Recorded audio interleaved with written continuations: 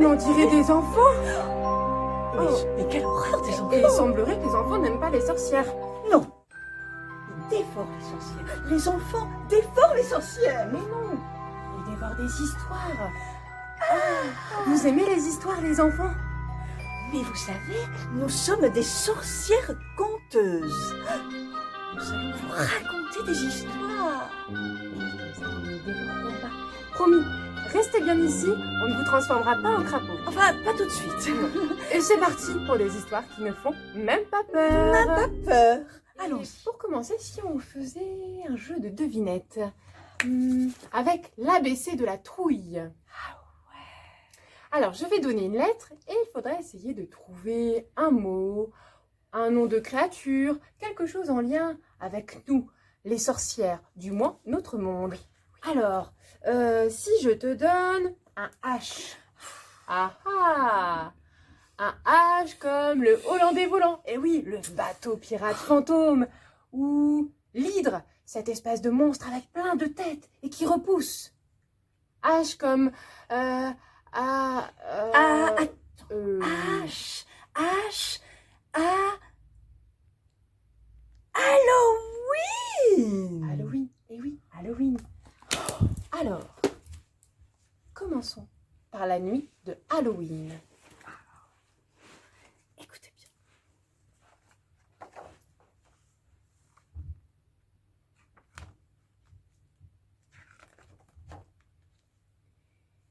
C'est la nuit de Halloween. Dans son sinistre repère du vieux manoir hanté, Papa loup-garou se terre avec ses 10 petits. Hurlez, mes enfants! Ainsi, toute la nuit, 10 petits garous ont hurlé dans leur sinistre repère. Aouh! C'est la nuit de Halloween. Couchée dans son lit de sapin du vieux manoir hanté, maman vampire s'éveille avec ses 9 petits. Debout, mes enfants. Ainsi, toute la nuit, 9 petits vampires ont quitté leur lit de sapin douillet. C'est la nuit de Halloween. Sur une assiette gluante du vieux manoir hanté, Papa Vert se tortille avec ses 8 petits. Au boulot, mes enfants! Ainsi, toute la nuit, 8 asticots ont frétillé sur une assiette gluante. Berk. C'est la nuit de Halloween. Sous les poutres du grenier du vieux manoir hanté, maman chauve-souris s'accroche avec ses 7 petits. Volez, mes enfants! Ainsi, toute la nuit, 7 chauves-souris ont voltigé sous les poutres du grenier. C'est la nuit de Halloween. Au-dessus des bougies tordues du vieux manoir hanté, Papa fantôme plane avec ses 6 petits. Faites ouh, mes enfants! Ainsi, toute la nuit, 6 petits fantômes ont gémi au-dessus des bougies tordues.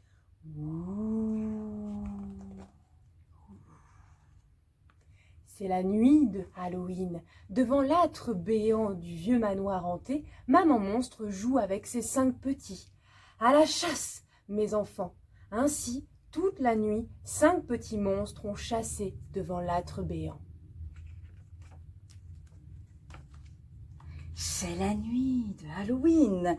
Sur le parquet grinçant du vieux manoir hanté, Papa Squelette ouvre le bal avec ses 4 petits. Dansez, mes enfants! Ainsi, toute la nuit, 4 petits squelettes ont valsé sur le parquet grinçant. C'est la nuit de Halloween. Sur le gros tas de détritus du vieux manoir hanté, maman araignée tisse avec ses 3 petits. Oh, hiss, mes enfants! Ainsi, toute la nuit, 3 petites araignées ont oscillé sur le gros tas de détritus. C'est la nuit de Halloween. Parmi les livres amoncelés du vieux manoir hanté, Papa Matou rôde avec ses 2 petits. À l'attaque, mes enfants! Miaou! Ainsi, toute la nuit, 2 chatons bondissent parmi les livres amoncelés. c'est la nuit de Halloween. Près du chaudron fumant du vieux manoir hanté, maman sorcière jette des sorts avec sa fille unique. Enfourche ton balai, mon enfant. Ainsi, toute la nuit, une petite sorcière a tournoyé près du chaudron fumant. Au lever du soleil, dans le manoir hanté, les parents fêtèrent leur cher petit. Enfants, disparaissez! Et tous de filer. Quand le soleil s'est levé, Halloween était terminé.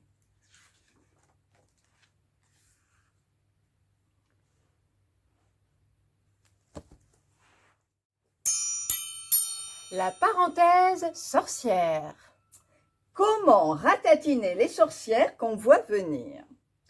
Elles ont les doigts crochus, le dos bossu, la voix grinçante comme une grille rouillée, de grands habits noirs et un chapeau pointu. Mais moins que leur nez, turlututu. Pas de doute, ce sont les sorcières. Préviens-les que tu les as reconnues et que tu ne te laisseras pas faire. Un peu de poivre dans le nez les fera déjà reculer. Les sorcières volent sur leur balai en ricanant. Attrape l'aspirateur, grimpe vite dessus et démarre en trombe. Elles ne pourront jamais te rattraper. Et si on continue notre jeu de devinette, cette fois je vais te donner le M de maman. Et c'est aussi le M de mille pattes, Moby ou Moby Dick. Ou aussi le M de... Attends, monstre. Monstre, oui. J'ai une histoire de monstre. Va-t'en, grand monstre vert.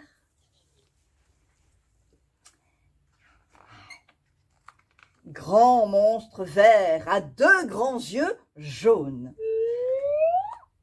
Un long nez bleu turquoise. Une grande bouche rouge avec des dents blanches pointues. Deux petites oreilles tordues. Des cheveux violets ébouriffés. Et une grosse tête verte effrayante. Mais tu ne me fais pas peur. Alors partez, cheveux violets ébouriffés. Partez, petites oreilles tordues. Va-t'en, long nez turquoise. Va-t'en, grosse tête verte. Va-t'en, grande bouche rouge. Partez, dents blanches et pointues. Partez, grands yeux jaunes. Va-t'en, grand monstre vert. Et ne reviens jamais. Sauf si je te le demande. Ben oui. On va continuer les devinettes. Je vais te laisser une nouvelle chance. Avec le E cette fois. Ah, le E d'éclipse, de l'enfer, de l'école. Ou le E de espion. Ah oui, un espion, ça fait peur. Le E de... Attends. Ça vient. Je l'ai sur le bout de la langue. Comme étoile. Oui, étoile. Oh, j'en ai une étoile. C'est vrai? Génial. Baguette magique et chapeau pointu.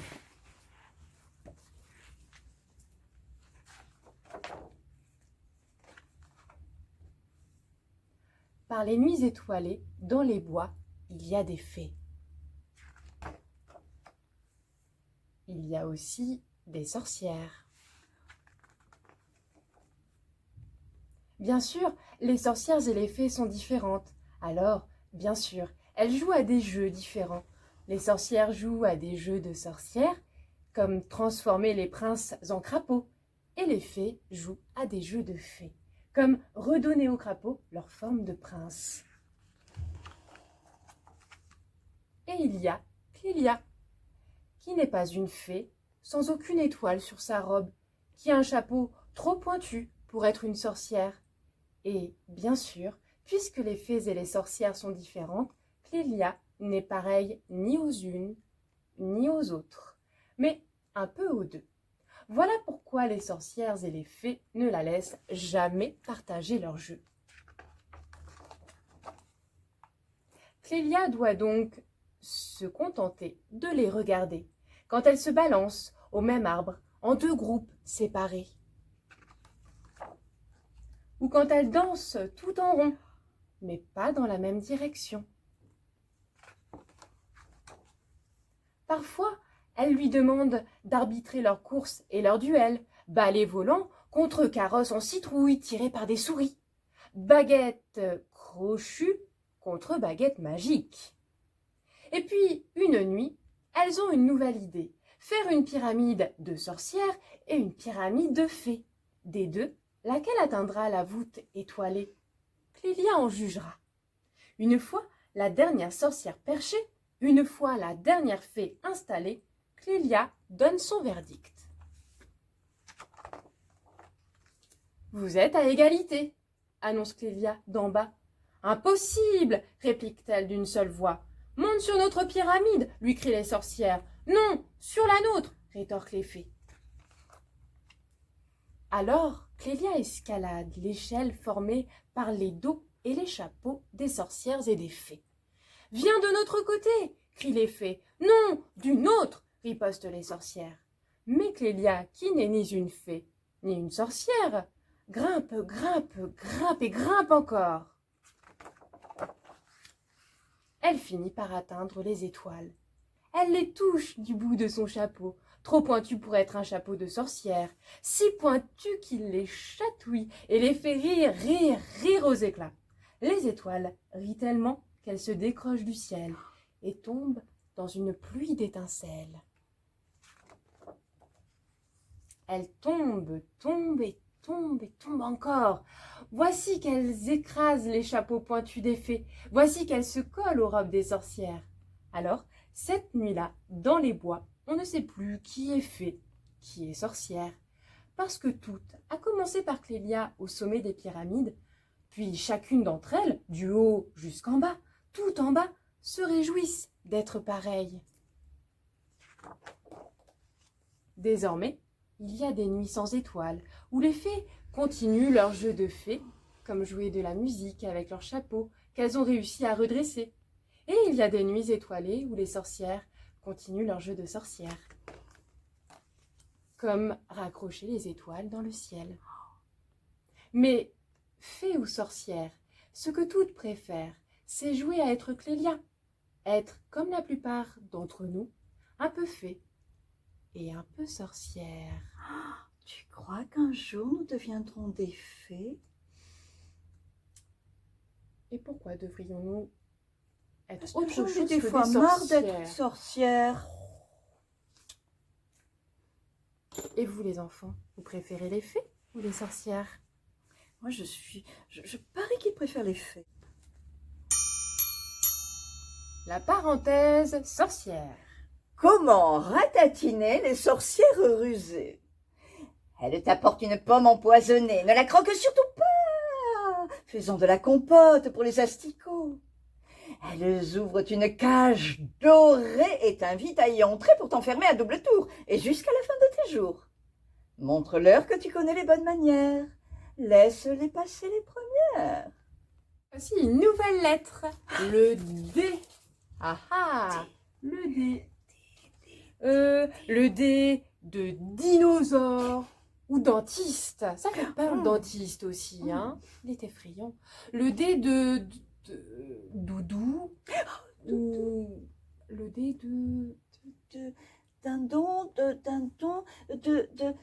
ah, dragon! D de dragon. Oui, dragon. Mais attention, tout est bon dans le dragon. Allons voir ça. Allons voir ça. Oh, tout est bon aussi dans le cochon. Essayer un dragon, c'est l'adopter. Il se fait de nombreux amis dans le quartier. Ses griffes grattent votre dos. Oh, c'est le meilleur des masseurs. Mieux qu'un chien, il vous apporte le courrier et le facteur. Le dragon est très propre. Il fait toujours ses besoins au même endroit. Quand il est enrhumé en hiver, il vous fait des feux d'artifice d'enfer. Idéal pour les baptêmes de l'air, le dragon ne rate jamais ses loopings et se pose en douceur. Et le matin, plus la peine d'avoir peur d'être en retard à l'école. L'ami dragon passe sans mal au-dessus des maisons. Quand le dragon ronfle, on dirait l'orage. C'est bon d'être bien au chaud dans son lit et d'écouter quand ça tonne. Bon, ça commence à bien faire, hein. Oui, vraiment, tout est bon dans le dragon. Si je te donne le P de papa. Ah, c'est aussi le P de piranha. Ou le P de...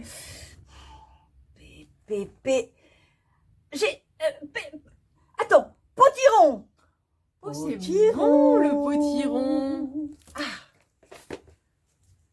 T'as une histoire de potiron? Et toi, t'as une histoire? Oui. Ah. Cornebidouille contre... Cornebidouille.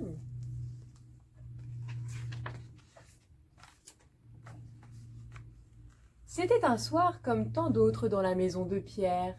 Toute la famille était réunie dans la cuisine et sur la table trônait un énorme potiron. Quand tout à coup, la maman de Pierre s'arma d'un grand couteau.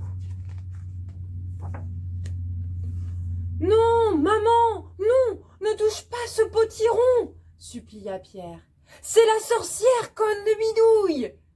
Oh, mais quelle histoire amusante, mon chéri! Et quelle imagination! Oh, tu devrais en faire autant pour tes rédactions. Et tchac!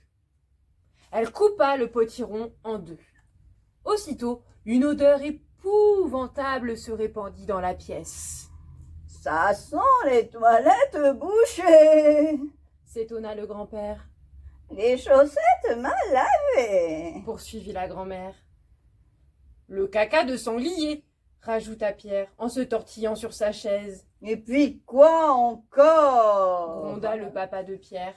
Un dîner aux gros mots? Une agitation d'asticots?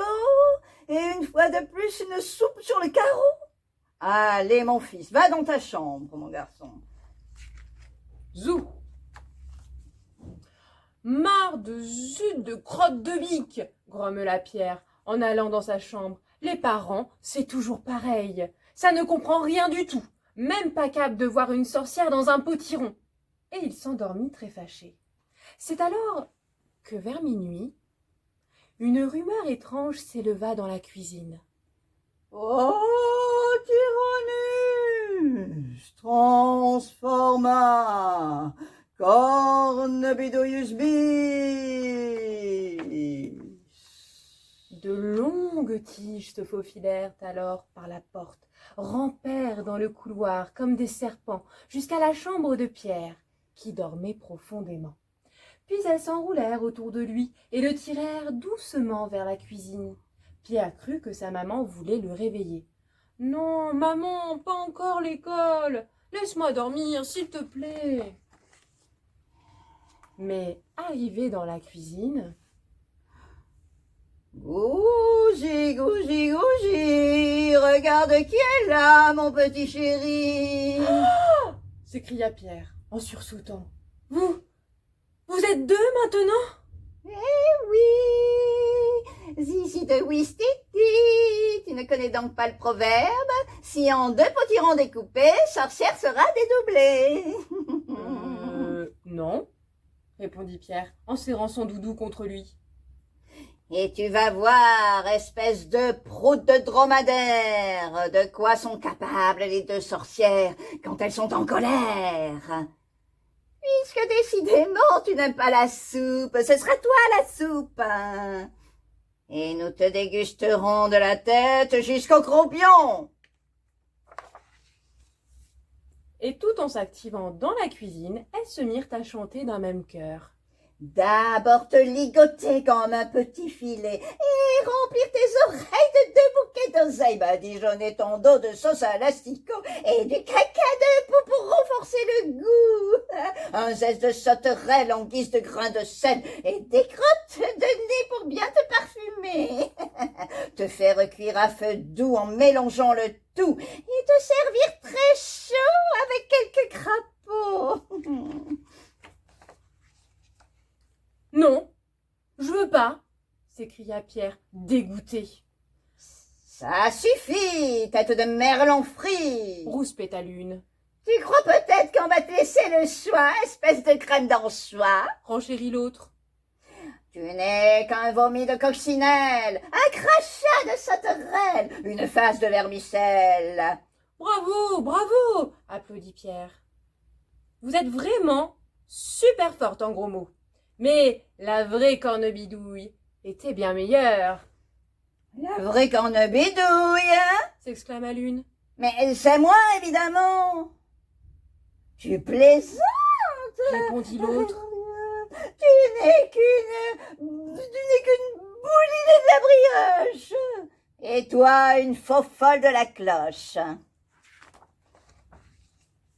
Pas mal, dit Pierre en bâillant. Oh. Mais décidément, Cornebidouille aurait fait mieux. C'est ce qu'on va voir, tête d'entonnoir. Je suis la vraie, la seule, l'unique Cornebidouille. Et celle-là n'est qu'une vieille fripouille. Tu peux parler, répliqua l'autre. espèce de mémère à poussière à soupière. Et toi, tête de zèbre mal rayée. Grosse patate à chapeau. J'y pas déplumé. Fessu de popotin, un peu du bec des toilettes. Pelure de pomme pourrie. Superbe, encore, applaudit Pierre en jubilant. Grotte de vers de terre, minuscule grain de poussière. Et hop, aussitôt dit, aussitôt fait, les voilà transformés en 2 minuscules grains de poussière. Parfait, les filles, jubila Pierre. Je vous déclare ex aequo et bêtes comme des poireaux. Pierre prit le balai et la pelle à poussière et vida les cornebidouilles dans la poubelle. Et le lendemain, à l'heure du petit déjeuner, C'est drôle, dit la maman de Pierre. Je crois que j'ai entendu un petit bruit dans la poubelle. La parenthèse sorcière. Comment ratatiner les terribles sorcières qui jettent des sorts? Les plus terribles veulent t'emporter très loin dans la forêt. Elles avancent à grands pas, leurs ombres arrivent sur toi, mais tu ne peux encore leur échapper. Lâche une souris juste à leurs pieds. Elles partiront en courant, en tenant leurs jupons et en poussant de petits cris. Les sorcières habitent avec des araignées, des corbeaux, des chauves-souris et des chats-marteaux. Méfie-toi, elles aimeraient te changer en perroquet pour que leurs os soient au complet. Fais semblant d'être bête. Obéis à leurs ordres, mais glisse-toi en cachette dans leur bibliothèque, ouvre leur grimoire, découvre leur formule magique et transforme-les en crapauds, en vipères et en vieilles chouettes.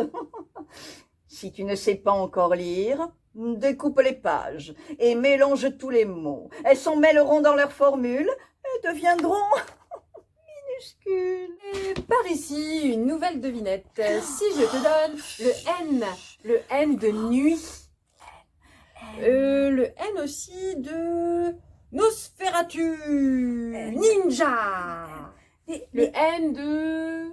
Mais tu l'as dit, le N de, tu l'as dit au début, N comme... Nuit. Et voilà.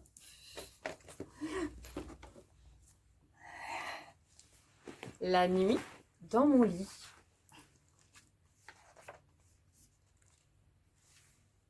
La nuit, dans mon lit, quand je m'endors, seule dans le noir, parfois j'ai peur.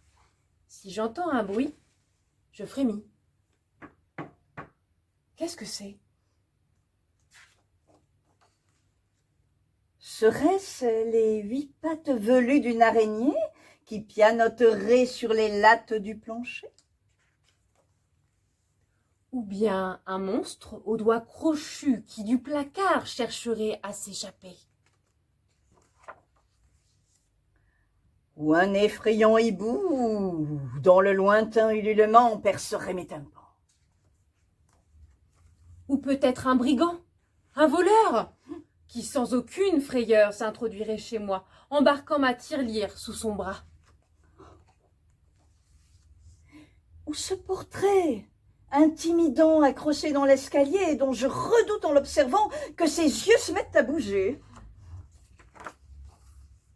Ou un esprit malin, un fantôme un peu taquin, qui s'amuserait à m'effrayer en allumant la télé?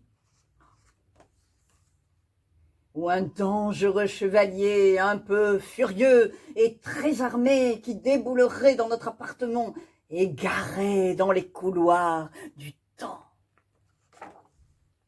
Ou pourquoi pas une sorcière vêtue de cape et chapeau ultra pointu, qui n'aurait rien d'autre à faire que venir ici ramasser la poussière? Ou serait-ce un robot d'une planète tout là-haut qui semblerait persuadé de devoir tous nous écraser? Ou pire encore, un chat géant qui s'en relâche arpenterait les rues à la recherche de viande crue à déchirer à pleines dents. Mais finalement, rien de tout ça n'est arrivé. Ni araignée, ni monstre, ni hibou, ni voleur, ni portrait, ni fantôme, ni guerrier, ni sorcière, ni robot, ni chat ne sont venus me menacer. Sans m'en apercevoir, je me suis endormie. Au matin, papa m'a réveillée et m'a dit « Tu vois, mon grand, finalement, je crois que ce qui effraie n'existe nulle part ailleurs que dans les yeux de celui qui a peur. Alors n'aie plus peur. Non, plus peur. Maintenant, je vais te donner un F. Un F comme fantôme. Ou un F aussi comme Frankenstein. Ou un F comme... Attends, laisse-moi réfléchir. Tu vas trop vite avec tes lettres. J'ai juste appris à lire. Forêt. Ah oui. F comme forêt. Oui. Ça fait peur la forêt aussi. Ouais. Tu sais, quand tu es perdu la nuit dans la forêt, ça fait très peur. Très, très peur. Allons en forêt. Regarde. Pleine lune.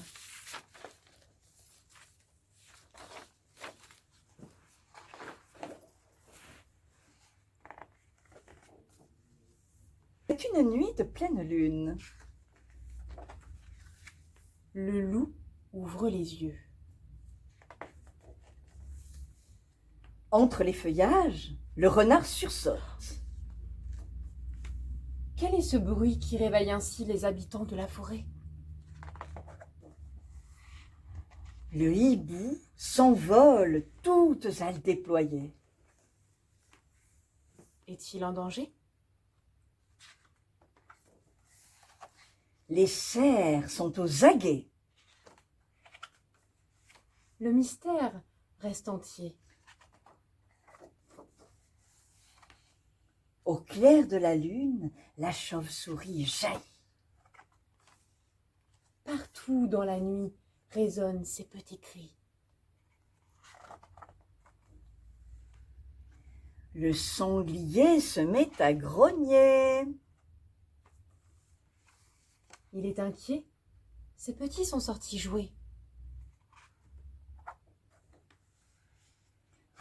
Les lapins restent cachés de peur de se faire attraper. Plus personne ne bouge dans la forêt. Seuls les ours sont rassurés. Dans cette nuit de pleine lune, leur bébé est né.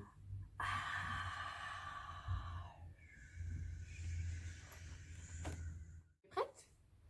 Encore une lettre. Et oui, et cette fois, c'est un G. Un G comme gang de goules. Ou Gang de goules. Oui. Mais c'est quoi ça? golem, guêpe, griffe, grizzly. La grippe. Il y en a un que tu n'as pas. Godzilla. Gruffalo. Gruffalo. Gruffalo. Tu connais pas le Gruffalo? C'est quoi un gruffalo? Mais attends, regarde. J'ai une histoire de Gruffalo. Où est-elle l'histoire du Gruffalo? Vous avez vu passer un gruffalo? Vous ne connaissez pas le Gruffalo, les enfants? Mais vous connaissez rien, les enfants. Gruffalo. Enfin. Oh, je suis sûre que vous avez déjà entendu. Ils vont te dévorer, hein. Ils vont vraiment finir par te dévorer. À moins que le gruffalo ne le fasse avant. Ok. Alors, je vous lis le Gruffalo et vous m'épargnez. Gruffalo.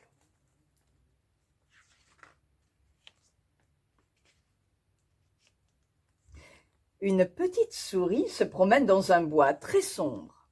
Un renard l'aperçoit de son terrier et la trouve bien appétissante. Où vas-tu, jolie petite souris? Viens, je t'invite à déjeuner dans mon humble demeure. Oh, merci infiniment, monsieur le renard, mais je ne peux accepter. J'ai rendez-vous avec le Gruffalo. Un gruffalo? C'est quoi un gruffalo? Comment? Vous ne connaissez pas le Gruffalo? Il a des crocs impressionnants et des griffes acérées.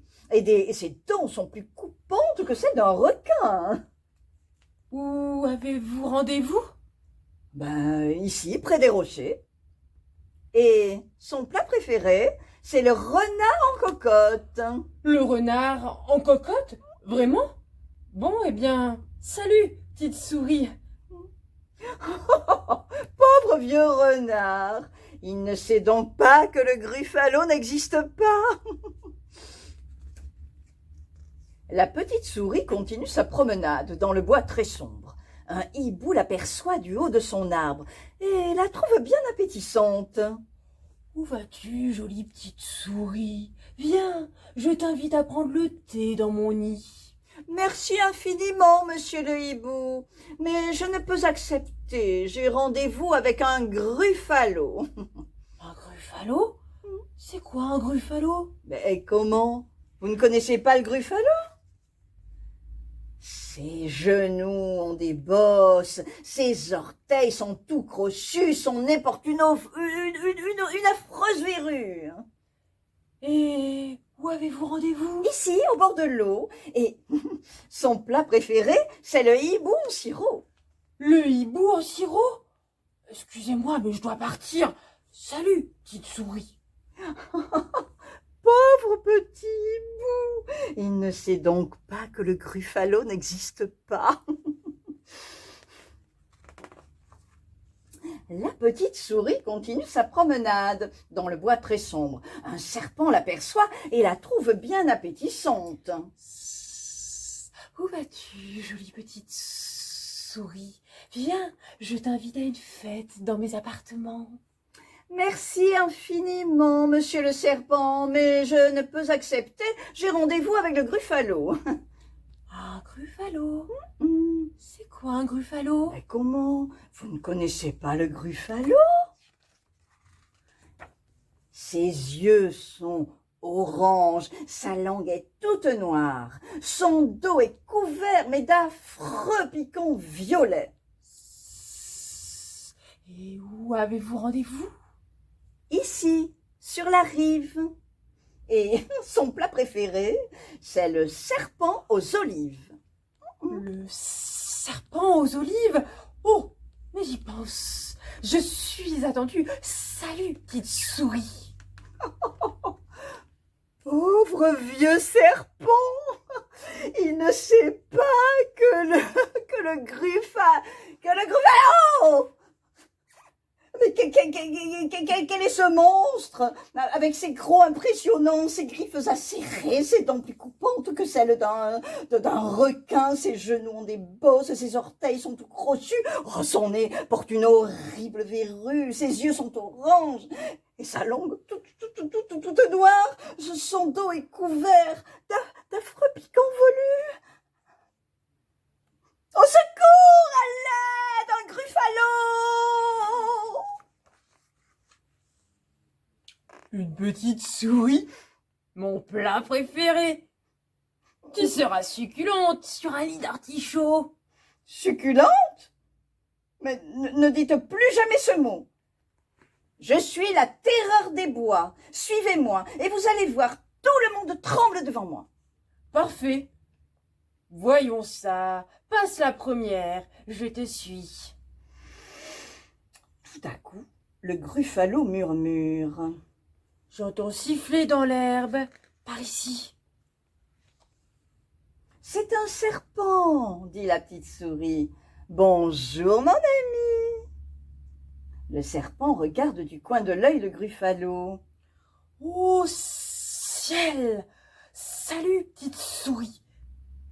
Et il s'enfuit en rampant le plus vite possible. Vous voyez? Je vous l'avais bien dit. Stupéfiant. Ils reprennent leur marche. Tout à coup, le Gruffalo murmure. J'entends un ouh-ouh dans les arbres. Oh, c'est un hibou, dit la petite souris. Bonjour, mon ami. Le hibou regarde du coin de l'œil le Gruffalo. Mon Dieu! Salut, petite souris. Et il s'envole aussi haut qu'il le peut. Vous voyez, je vous l'avais bien dit. Étonnant. Ils marchent encore. Tout à coup, le Gruffalo murmure. Voilà que j'entendais pas près d'ici. C'est un renard. Bonjour, mon ami. Le renard regarde du coin de l'œil le Gruffalo. Au secours! Salut, petite souris. Et il s'engouffre dans son terrier.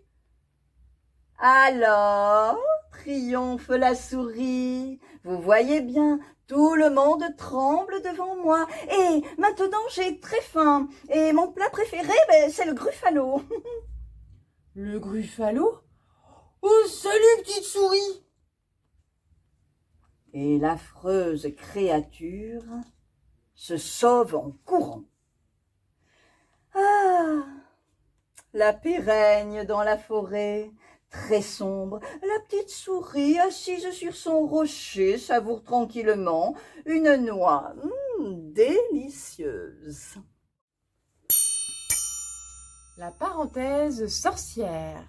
Comment ratatiner les sorcières déguisées en princesses? Le pire, c'est que les sorcières ne sont pas toujours noires et moches. Pour te prendre au piège, elles pourront se montrer ravissantes et charmantes. Mais leur déguisement ne tient pas longtemps, refuse d'accourir dès qu'elles t'appellent. De leur dire qu'elles sont les plus belles et observe-les bien, tu verras apparaître leurs yeux en tête d'épingle, leurs sourires grimaces et leurs bagues à tête de mort. Tu sauras qui elles sont vraiment et elles ne pourront plus jamais t'embobiner. Les sorcières détestent tous les enfants, absolument tous, et rêvent d'en faire des petits jambons. Mais si elle te raconte que tu es le plus beau et qu'elle t'adore, qu'elle te couvre de cadeaux et de pièces d'or, c'est pour mieux te faire cuire au courbouillon et à gros bouillon. Sauve-toi avant qu'elles ne sortent leur chaudron pour les empêcher de répéter leur diabolique chanson. Prépare-leur une recette à ta façon. Orties, limaces et poisons potiront les transformeront en tire-bouchons. Et une autre devinette pour toi. Encore bah Encore oui, une hein. devinette. Mais tu me tortures avec tes devinettes. Et je vais te donner un L comme labyrinthe ou lune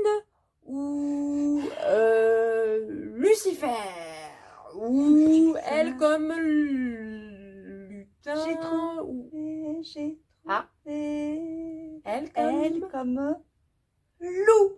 Loup. Oui. Patatras.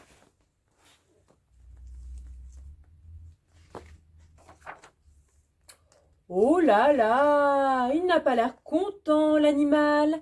Qu'est-ce qu'il a? Il a faim.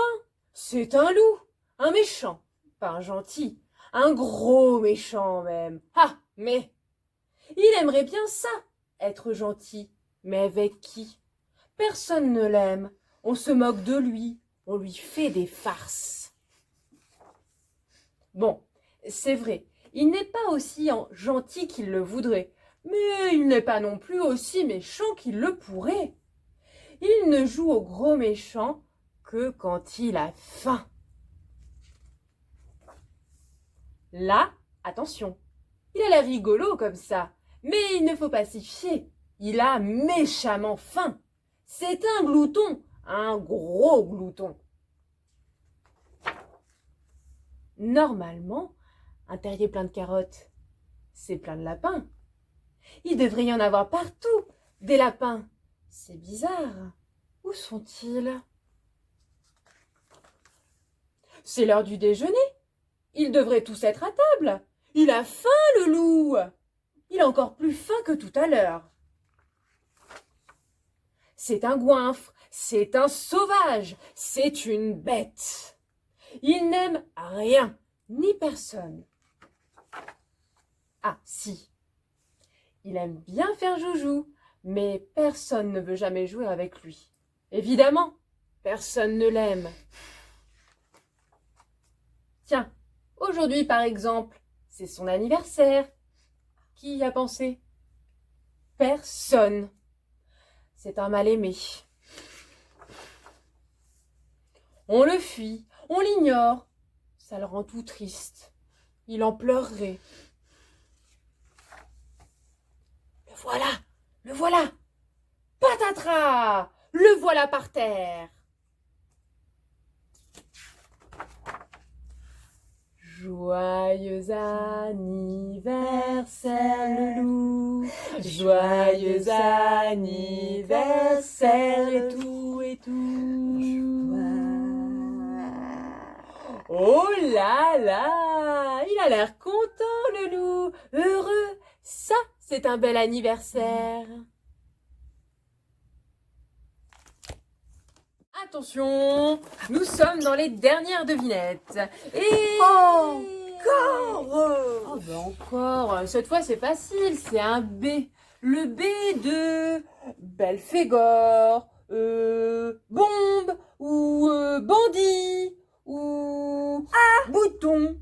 Bouton. T'as dit bandit? Oui, j'ai dit bandit. T'as dit bandit? Eh ben moi, tu sais ce que je dis? Brigand. Ah oui, Brigand. Brigand. Les trois brigands. Comme les trois brigands. Trois brigands.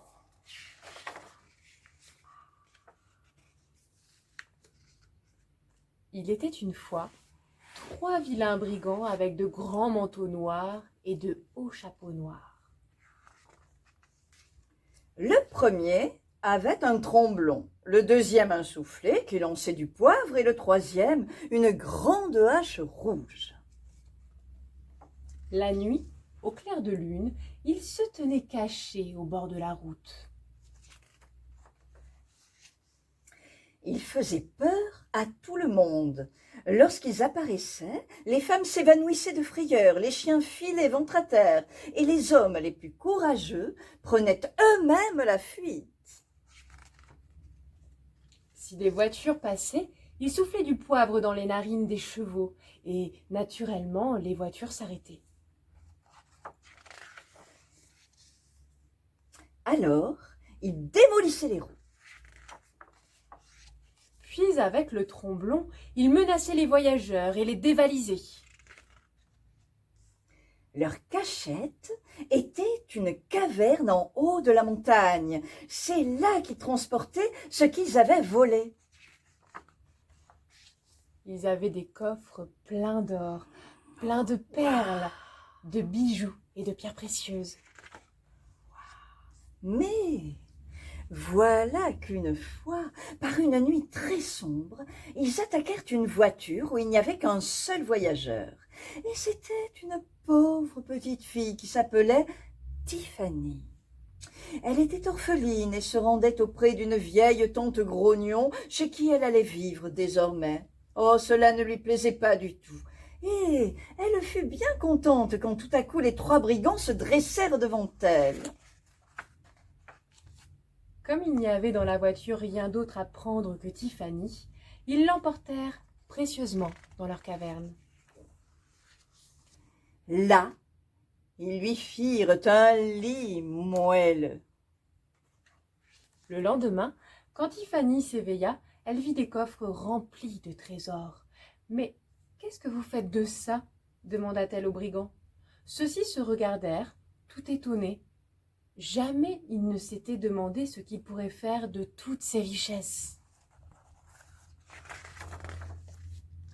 Alors, comme la petite Tiffany leur plaisait beaucoup, ils décidèrent de partir à la recherche d'autres enfants malheureux et abandonnés et de s'occuper d'eux. Ils achetèrent un magnifique château pour loger tous ces enfants.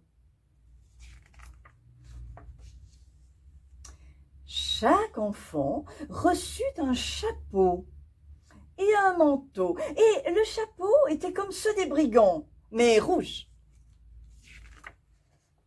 Naturellement, cette histoire fut vite connue dans toute la région, et chaque jour, de nouveaux orphelins étaient abandonnés à la porte du château. Ils étaient tous recueillis et vivaient là, jusqu'à ce qu'ils soient en âge de se marier. Alors, ils se construisaient des maisons dans le voisinage et bientôt, cela fit toute une petite ville.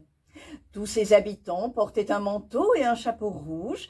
À la fin, ils bâtirent une muraille tout autour de la ville, avec 3 tours imposantes, une pour chaque brigand, pour les remercier.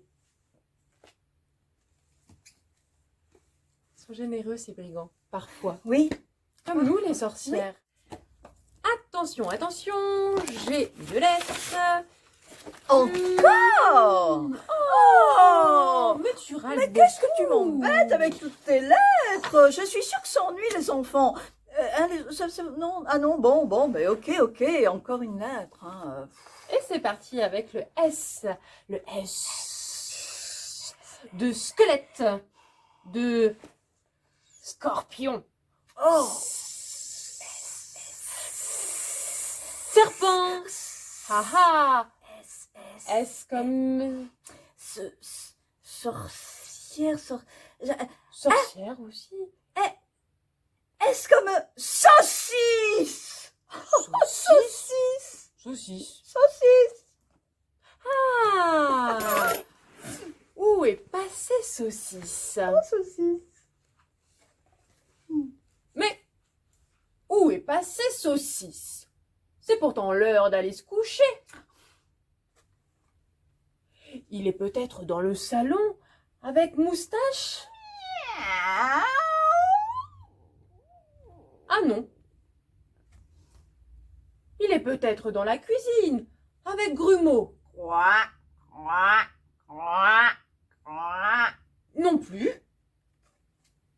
Il est peut-être dans le grenier avec Houppette. Encore non. Saucisse a disparu.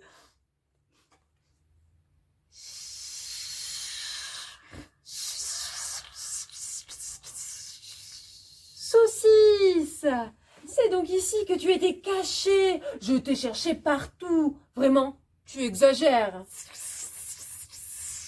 Non, non, non, c'est mon lit. Retourne dans ton panier. Oh oui, la saucisse. Oh oui, la saucisse. Oh oui. Bon, d'accord.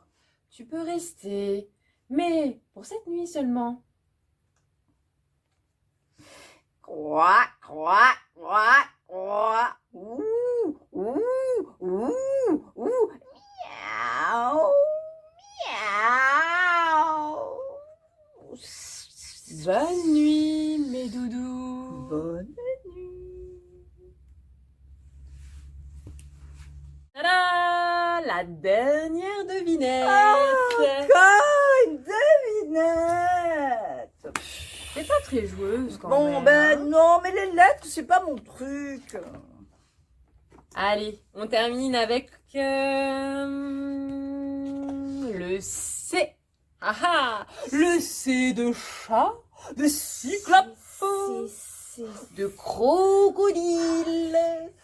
Le C de cimetière, de croque-mort, Capitaine Crochet. Soufflez-moi, les Le enfants. C de... Dites-moi un C comme...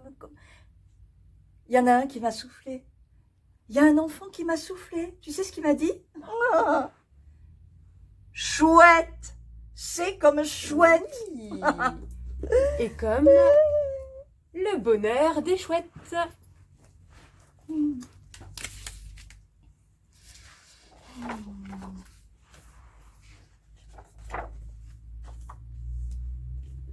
Dans un vieux bâtiment en ruine, un couple de chouettes vivait là, depuis des années, dans la plus parfaite harmonie.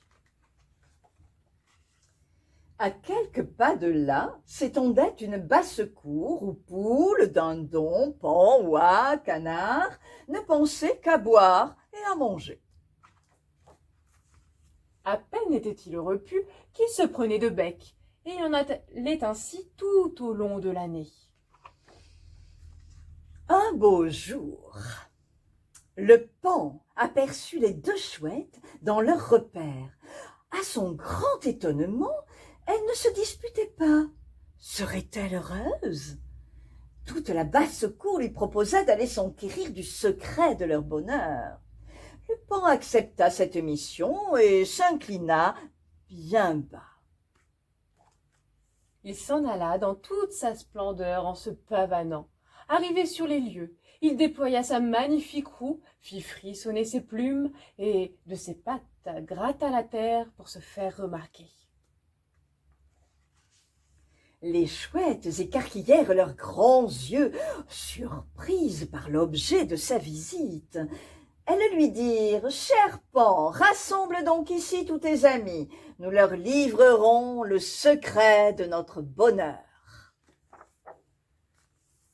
Lorsque toute la basse-cour fut réunie, les chouettes commencèrent leur récit. Quand vient le printemps, notre cœur déborde de joie en voyant la nature renaître. Les arbres se couvrent à nouveau de multiples bourgeons et de tendres feuilles. Les prés sont parsemés de petites fleurs par milliers. Tout chante le printemps autour de nous. Elles continuèrent. Les abeilles bourdonnent parmi les fleurs et les papillons volent d'un tournesol à l'autre pour récolter le nectar des calices dorés. Le bel été est enfin là. Lorsque toute la nature est resplendissante, que les cimes des arbres nous font signe et que la végétation, gorgée de soleil et de pluie, explose et s'épanouit, nous partons dans la forêt à la recherche d'un coin d'ombre, enchantés de ce spectacle. Elles poursuivirent. L'automne s'annonce. L'araignée, qui à l'abri d'une feuille a contemplé l'été dans tout son éclat, tend maintenant sa toile pour retenir encore un peu les feuilles rougeoyantes. Et quand elles sont tombées et que la terre a revêtu son manteau de neige, nous retournons dans notre vieille maison pour y passer l'hiver en paix. Quelle folie! S'écrièrent en chœur les volatiles, qui n'avaient rien compris à ce discours. Comment peut-on se satisfaire de si peu? Les animaux de la basse-cour, préférant continuer à ripailler et se chamailler, firent volte-face pour revenir à leurs mauvaises habitudes. Alors, les chouettes se blottirent l'une contre l'autre. Elles clignèrent de leurs gros yeux ronds en s'envolant dans leurs pensées, empreintes de sagesse. Et nous terminons avec la parenthèse sorcière. Comment ratatiner les sorcières qui font la sarabande? La nuit, elles vont au bal des sorcières et dansent toutes ensemble dans un bruit de folie. N'aie pas peur, elles ne s'occupent plus de toi. Profites-en pour aller t'amuser toi aussi avec tes amis. Renverse leurs potions, découpe leurs capes noires et envoie dans les flammes leurs balais et grimoires. Les sorcières verront soudain le feu d'artifice, mais ne pourront plus provoquer de maléfices. Elles resteront toutes bêtes sans leurs baguettes et s'enfuiront dépitées, pas prêtes à refaire la fête. Si tu en trouves encore une dans le placard à balai, referme vite la porte. Et si tu en vois encore une cachée dans cette image, referme vite le livre, elle sera écrasée, claque d'un coup aplatie contre ses pages. Nous ne sommes peut-être pas des fées, mais nous pouvons aussi récompenser les enfants qui nous ont bien écoutés pendant toutes ces histoires. Abracadabra! Ah ah! Voyons voir ce qu'il y a dedans. Mais des bonbons. C'est bien dommage que vous ne soyez pas là. Eh oui. Vous aimez ça, les bonbons? Oh, c'est dommage. Mais les sorcières aussi, elles aiment ça, les bonbons. Donc tout ça, vous voyez les bonbons? C'est nous qui allons les manger, les bonbons, pas vous, c'est nous. À bientôt, à la Ludomédiathèque. À bientôt.